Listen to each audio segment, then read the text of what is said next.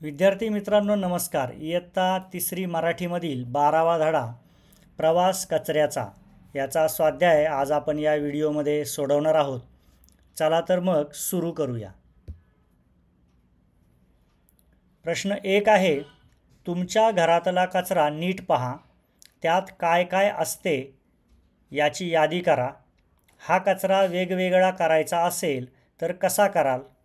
कोणता कचरा कोणत्या डब्यात जाईल ते ठरवा. ज्या कचऱ्याविषयी ठरवता येणार नाही तो वेगळा ठरवा.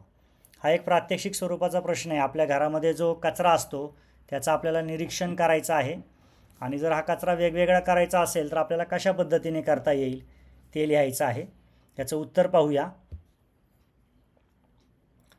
आता पहिल्यांदा आपण घरातील कचरा काय काय असतो ते पाहूया. प्लास्टिक आवरणे, फळांच्या साली, कागद, तुटलेल्या वस्तू, खरकटे अन्न, शेंगांच्या साली, तुटलेली खेळणी. हा कचरा वेगळा करताना ओला कचरा व सुका कचरा असा वेगळा करता येईल. ओला कचरा ओल्या कचऱ्याच्या डब्यात आणि सुका कचरा सुक्या कचऱ्याच्या डब्यात जाईल. आपल्या घरामध्ये सुका कचरा आणि ओला कचरा साठवण्यासाठी 2 वेगवेगळे डबे असावेत आणि ओला कचरा आपण ओल्या कचऱ्याच्या डब्यात टाकला पाहिजे आणि सुका कचरा सुक्या कचऱ्याच्या डब्यात टाकला पाहिजे. अशा पद्धतीने आपण याचं उत्तर लिहिलेलं आहे. प्रश्न 2 आहे, परिसर स्वच्छ करतो तसे आपणही स्वच्छ राहायला हवे. स्वतःला स्वच्छ ठेवण्यासाठी तुम्ही काय काय करता ते लिहा. आता आपण जसं आपला परिसर स्वच्छ ठेवतो तसं स्वतःसुद्धा आपण स्वच्छ राहायला हवं आणि त्यासाठी आपण काय काय करतो ते आपल्याला इथे लिहायचं आहे. उत्तर पाहूया. 1. दररोज स्वच्छ आंघोळ करतो. 2. नखे व केस वेळेवर कापतो. 3. स्वच्छ कपडे व हात रुमाल वापरतो. 4. जेवणापूर्वी व नंतर तसेच शौचानंतर साबणाने हात स्वच्छ धुतो. अशा पद्धतीने आपण स्वतः स्वच्छ राहण्यासाठी काय काय करतो ते आपण इथे लिहिलेलं आहे.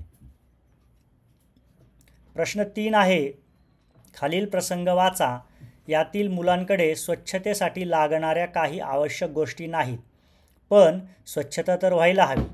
ते काय करू शकतील ते सुचवा. आपल्याला खाली काही प्रसंग दिलेले आहेत.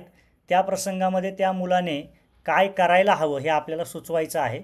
इथे लक्षात घ्या, या प्रश्नाचं उत्तर हे मुक्तोत्तरी आहेत. आपल्याला जे वाटेल त्याप्रमाणे आपण उत्तर लिहायचं आहे. त्यामुळे या प्रश्नाचं एकच एक उत्तर असणार नाही.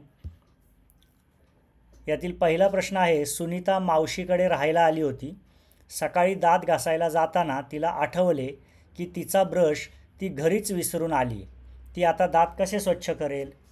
तर उत्तर पाहूया. सुनीता तिचे दात स्वच्छ करण्यासाठी कडुलिंबाची किंवा बाभळीची काडी वापरू शकते. अशा पद्धतीने सुनीता ब्रश विसरून आल्यानंतर काय करू शकते ते आपण लिहिलेलं आहे. यापेक्षा वेगळं उत्तरसुद्धा तुम्ही इथे लिहू शकता. प्रसंग दुसरा आहे, जमील आंघोळ करत होता. 2 तांबे पाणी ओतले आणि त्याच्या लक्षात आले की साबण संपलेला आहे. आता जमीलला स्वच्छ होण्यासाठी काय करता येईल? तर अशावेळी जमीलला बेसन पीठ किंवा उटणे वापरून अंग चोळून स्वच्छ आंघोळ करता येईल. असं उत्तर आपण लिहिलेलं आहे. तुम्ही तुमच्या विचारांनुसार इथे उत्तर लिहू शकता. प्रश्न ई आहे, रोहित सकाळी उठला, संडासला जाऊन आला. हात धुवायला साबणच नव्हता. तो हात कसे स्वच्छ करेल?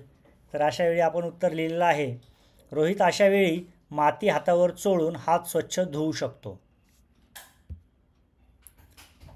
पुढे ई प्रश्न आहे, नखांमध्ये घाण साचून राहते म्हणून सरांनी नखे कापून यायला सांगितले होते, पण अंबूच्या घरात नेल कटर नव्हते.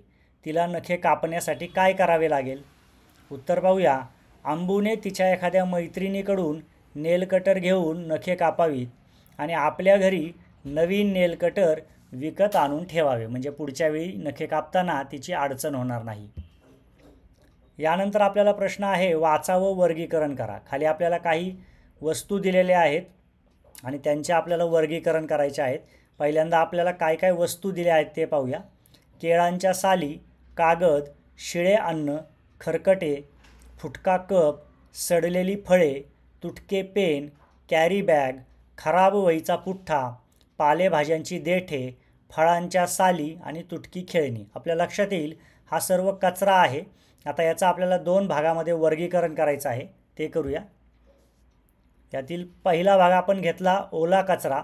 याच्यामध्ये केळांच्या साली येतील, शिळे अन्न येईल, खरकटे येईल, सडलेली फळे येतील, पालेभाज्यांची देठे येतील आणि फळांच्या साली येतील. यानंतर दुसरा भाग आहे सुका कचरा. यामध्ये येईल कागद, फुटका कप, तुटके पेन, कॅरी बॅग, खराब वहीचा पुठ्ठा आणि तुटकी खेळणी. अशा पद्धतीने दिलेल्या सर्व वस्तूंचा आपण ओला कचरा व सुका कचरा या 2 वेगवेगळ्या कॉलममध्ये वर्गीकरण करून लिहिलेलं आहे. या ठिकाणी पाठावरील आपला स्वाध्याय पूर्ण होत आहे. स्वाध्यायातील सर्व प्रश्नांची आपण उत्तरे पाहिलेली आहेत. याचा व्यवस्थित अभ्यास करा आणि हा स्वाध्याय आपल्या वहीमध्ये सुंदर हस्ताक्षरात लिहून काढा. आजचा व्हिडिओ या ठिकाणी पूर्ण होत आहे. धन्यवाद.